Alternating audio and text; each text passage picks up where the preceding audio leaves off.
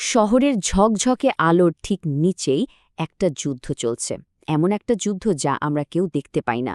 চলুন আজ আমরা সেই ছায়ার জগতের একেবারে গভীরে যাই, যেখানে লুকিয়ে আছে এক ভয়ঙ্কর ষড়যন্ত্র, যার নাম দ্য হোয়াইট ভেল।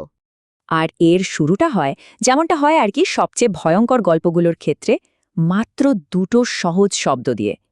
এই দুটো শব্দই পাঠানো হয়েছিল অর্জুন সেন নামে একজন সাইবার ক্রাইম বিশেষজ্ঞকে।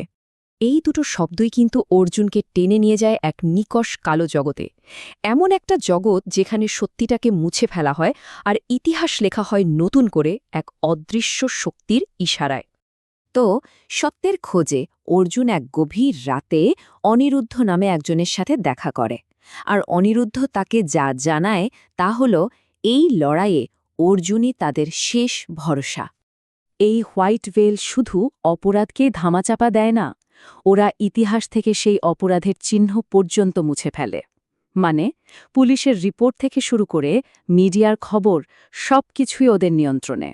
গল্পের প্রথম হুইসল ব্লোয়ার সেলিম ব্যানার্জি অর্জুনকে শহরের এক হাসপাতালের ৩১২ নম্বর ঘরে ডেকে পাঠান। সেলিম অসম্ভব ভয় পেয়েছিলেন, কিন্তু হোয়াইট ভেলের জন্য নয়, বরং সেই সব লোকেদের জন্য যাদেরকে হোয়াইট ভেল নিজেই ভয় পায়।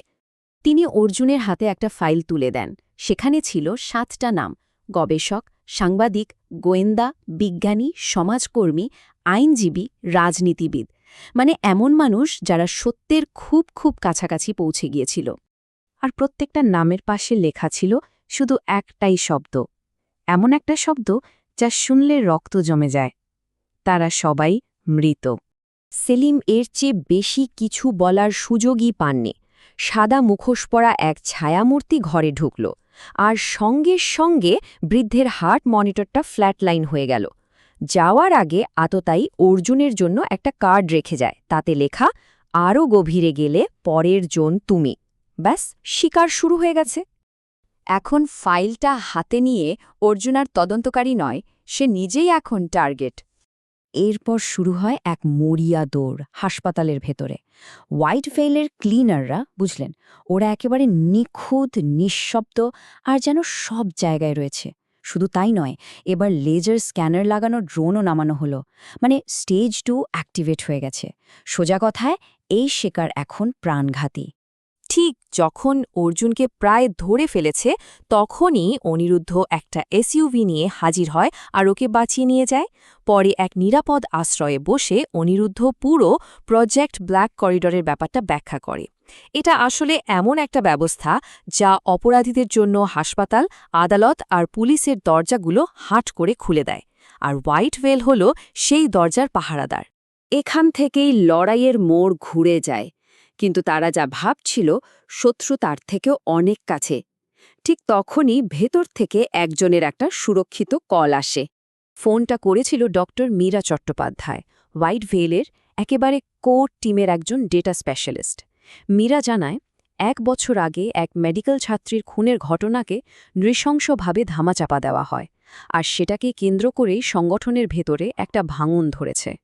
ব্যাপারটা হলো, মীরার মতো কেউ কেউ বিশ্বাস করত যে তারা একটা দুর্নীতিগ্রস্ত সিস্টেমকে পরিষ্কার করছে, কিন্তু বাকিরা এখন মনে করে যে তারাই হলো সিস্টেম আর তাদের ক্ষমতা চূড়ান্ত।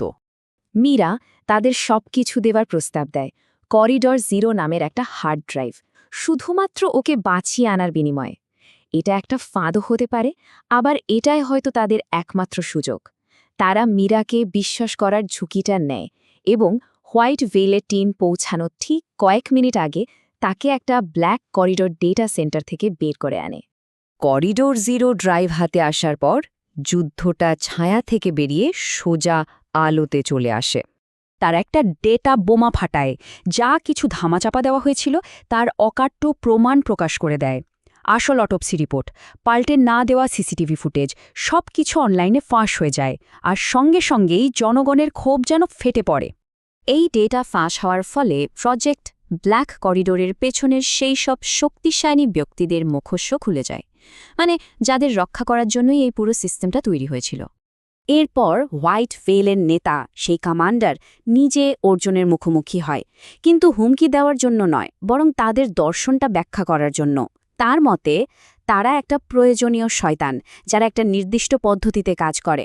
জনগণের এই প্রচণ্ড ক্ষোভ সিস্টেমকে নড়ে চড়ে বসতে বাধ্য করে, আর মামলাটা সোজা দেশের সর্বোচ্চ আদালতে গিয়ে পৌঁছায়।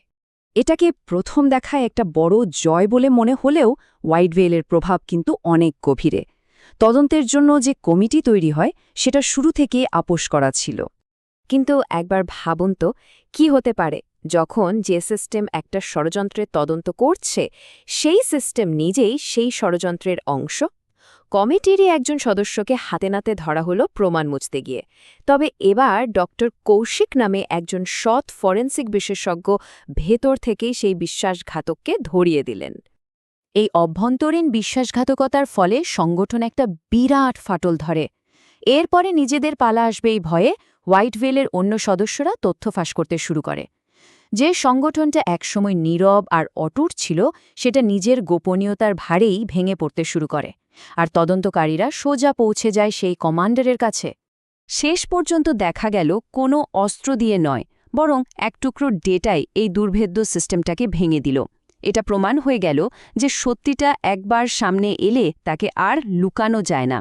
কিন্তু আসল প্রশ্নটা হলো, আমাদের চারপাশে এই চেনা জগতের আড়ালে এরকম কতগুলো হোয়াইট ভেল নীরবে কাজ করে চলেছে।